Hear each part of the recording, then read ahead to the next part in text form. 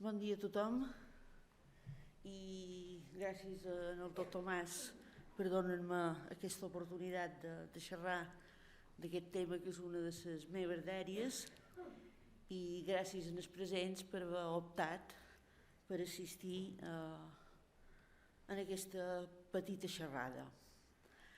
Com ha dit el doctor Mas, ho he titulat en Les obres he parlat, perquè és cert que la participació física o violenta de les dones en les accions agermanades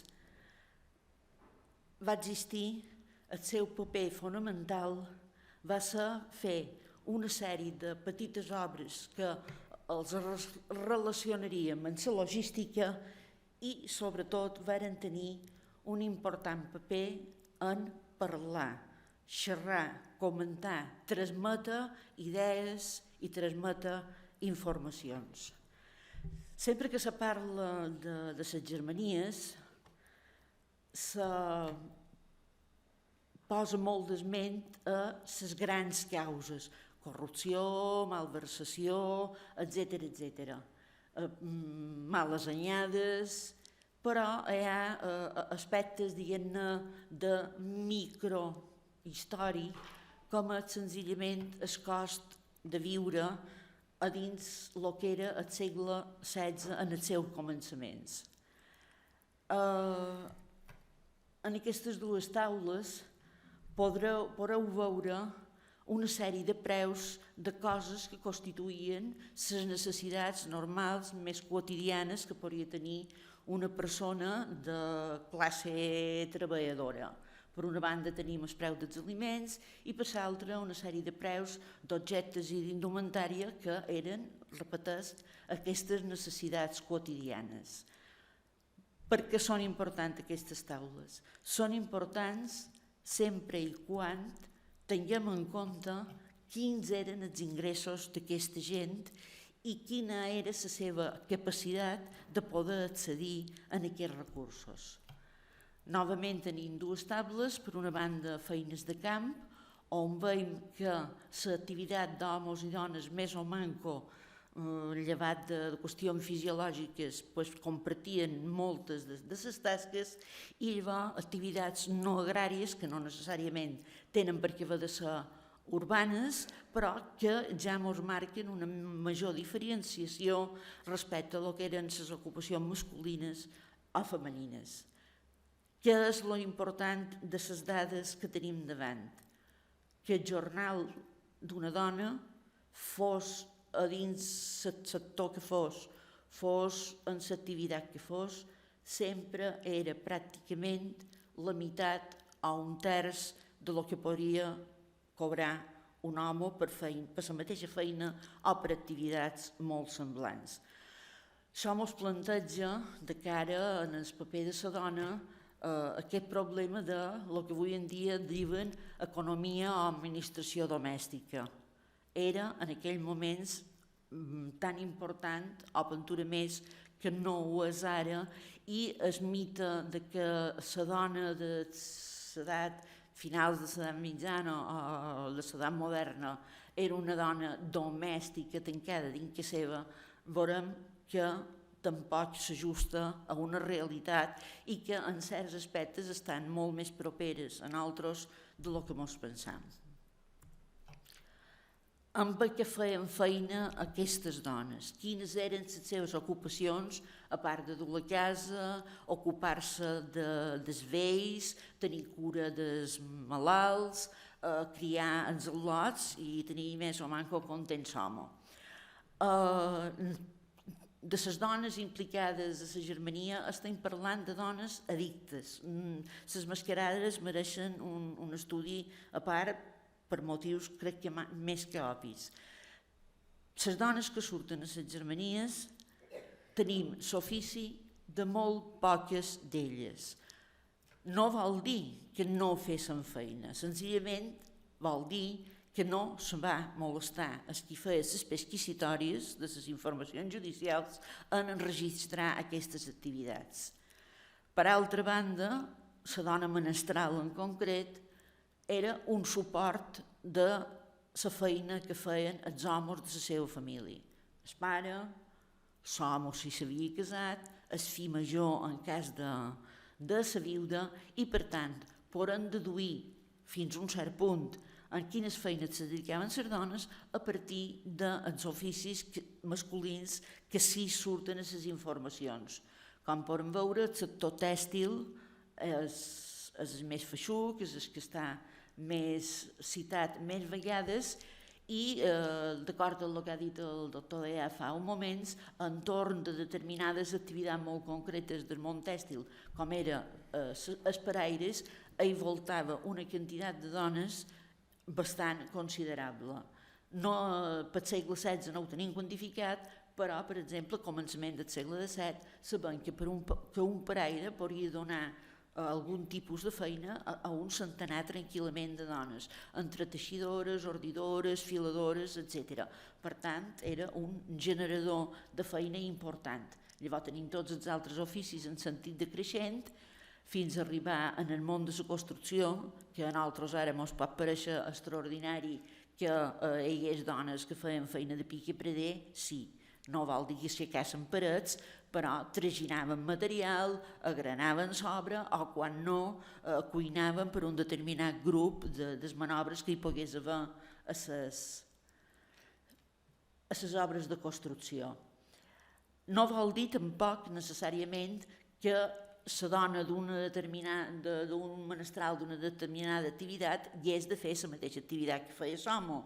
Podria estar ocupada en altres feines que, curiosament, en els edictes de les Germanies no s'esmenten.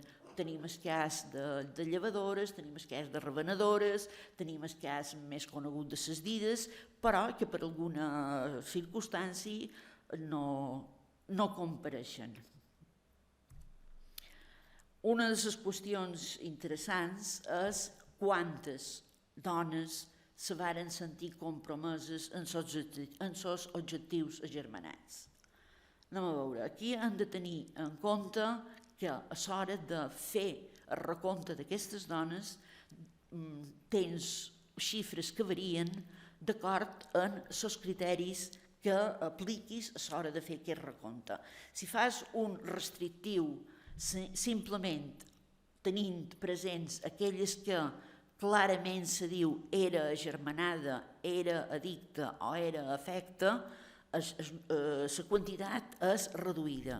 Si empres criteris molt més amples, donant o inferint que la dona d'un agermanat necessàriament havia de ser agermanada, que no se compleix, perquè hi ha excepcions que mentre l'home és qualificat de desmandat, de matador, d'albalotador, la dona diuen era bona o era òptima. O sigui, tampoc és que s'ajusti estrictament en el 100%.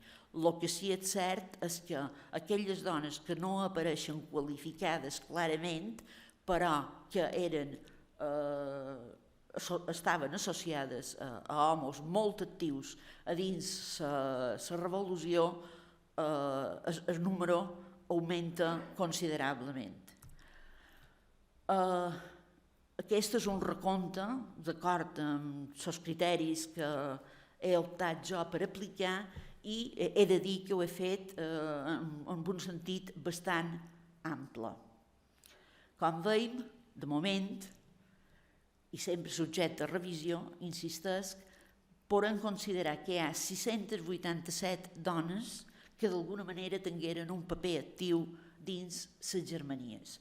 Lògicament, per una simple qüestió de lògica, el major número, el número que destaca més és el de ciutat, però a la part forana tenim viles que, d'acord amb la població que tenien en aquell moment, les dones implicades s'han de tenir en compte. Tenim casos excepcionals com Artà, en 97, Llucmajor en 83, Manacor en 60, Porreres en 50, vull dir, tenint en compte la població que tenien aquestes viles en aquests anys, crec que són xifres a considerar. Seria lògic pensar que aquelles viles que, diguem, se mostraren més actives en la revolta hauria d'haver una incidència major de dones amb elles. No s'acompleix. Per exemple, sabem que Sóller va ser un nucli molt actiu i, en canvi, només se poden documentar 6 dones. Manacor, que va ser un altre dels centres forts, sí que compleix aquest fet que hi hagi una quantitat considerable de dones en 50. Els casos com Porreres ja fa anys se va tractar a unes jornades locals i en el cas de Montuïri també. Repeteix, aquestes xifres mai s'han d'agafar en cap moment com absolutes. Són indicadors, però també crec que són prou representatives d'aquesta implicació. Tenint en compte que aquestes dades pertanyen a les 18 parròquies conegudes a través d'Enquadrado. N'hi ha 16 de les quals de moment no se'n sap res. Probablement els va comptabilitzar i vés a saber aquests papers perquè aquestes viles no varen ser publicades i sobretot vés a saber on són ara.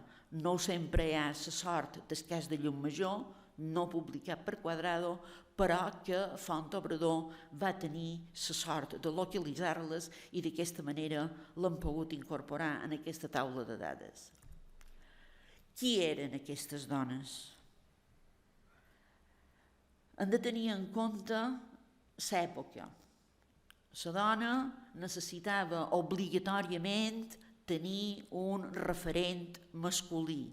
La dona tota sola, sense un home que vetllés per ella, que li donés empara, existia, però socialment era inconcebible. De fet, aquelles dones que se manifestaven un poc més independents i que se'n desfeien o sosleaven aquesta paternitat no solien tenir molt bona fama. Això mos du en aquesta altra taula on d'aquelles quasi 700 dones en son nom propi, nom i llinatge, generalment masculinitzat, de son pare o de son home, en tenim clarament identificades 38. Dones, totes soles, sense que se faci costar una figura masculina en el seu costat, 14. Lo curiós, llavors, són aquestes 40 dones que apareixen com a muller de. El seu nom, la seva identitat, no existeix. Són presents en tant que eren la dona d'en, implicat en major o menor grau. Curiós que el número de mares sigui interessant, 44, número de viudes a dins el context germanat, no a conseqüència de, figuren ja com a viudes en el moment de les germanies, 42, i llavors les altres xifres són, diguem-ne, més simbòliques que altra cosa, però no deixa de ser curiós les dues darreres, que hi hagués la necessitat de fer constar que tal dona era la milla de tal home en totes les implicacions que se li vulguin donar en aquesta paraula, i el que també resulta curiós és que ja clarament, en un cas, se digui que tal dona era concubina. Crec que la cosa està clara. En aquesta taula s'ha de remarcar aquestes 148 que figuren com a fia o fies.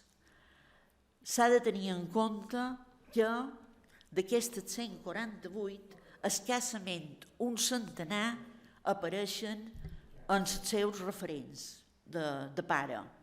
Per què arriben a 148?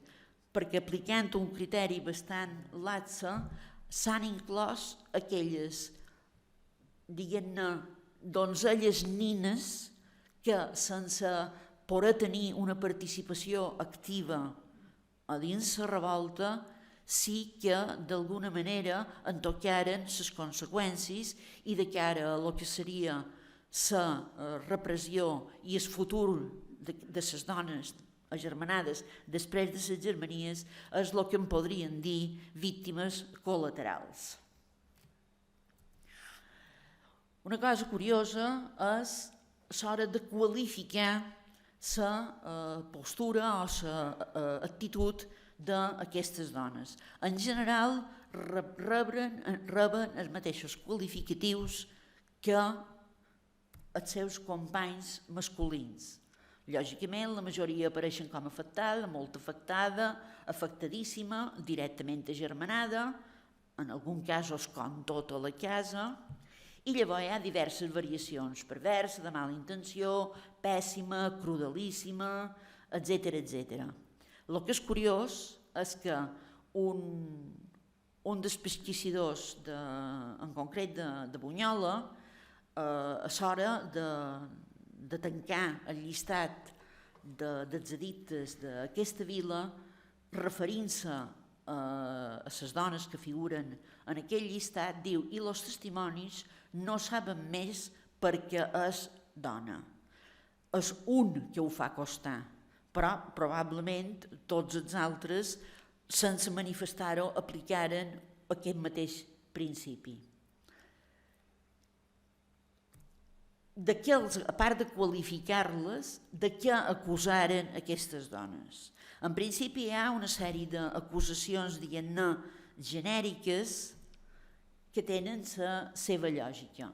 Aixoplugar agermanats, pastar i cuinar per la germania, aquí veig que me vaig oblidar, però administrar les vitualles que els agermanats, en el moment en què la situació se va anar fent més difícil, acaballaren a dins ciutat,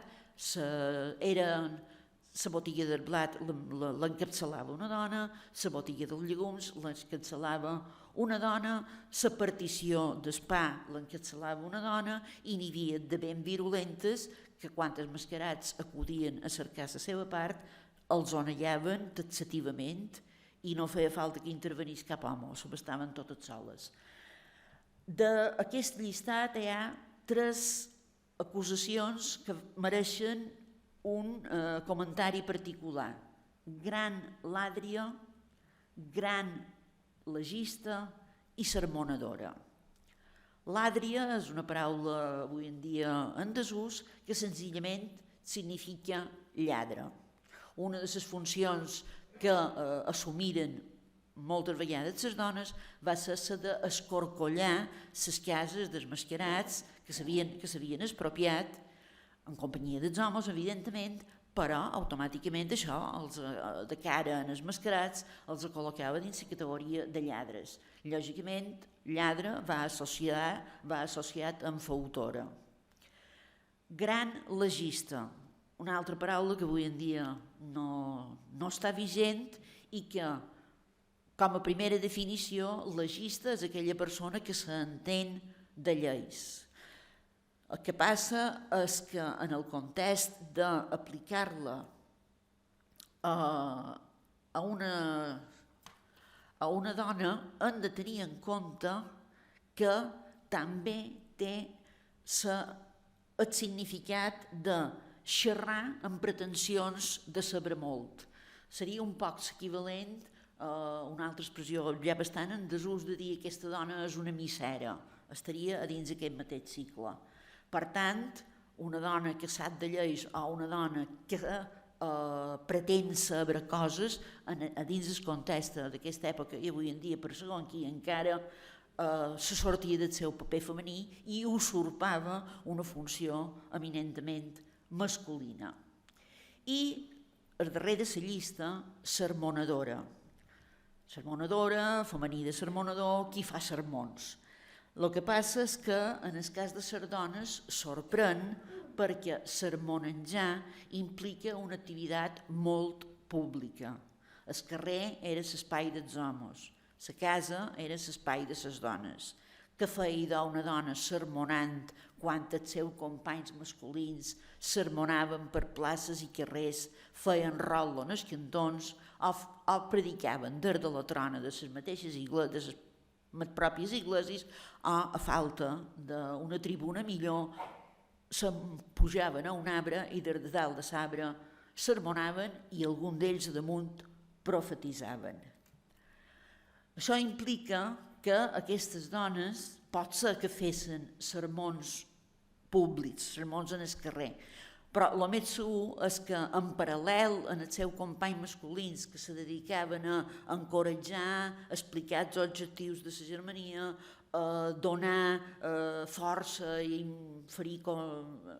imprimir coratge quan les coses trontollaven una mica, elles ho devien fer a un nivell més domèstic, en cercles més reduïts, en principi a dins del que seria el marc familiar, però a dins les rotllades de les altres dones. Recordem que hi havia activitats d'aquella època que se feien, les dones les feien en comú, les rotllades de filar, per exemple, encara ara, fins no fa molt vigents, a qualque poble de la península.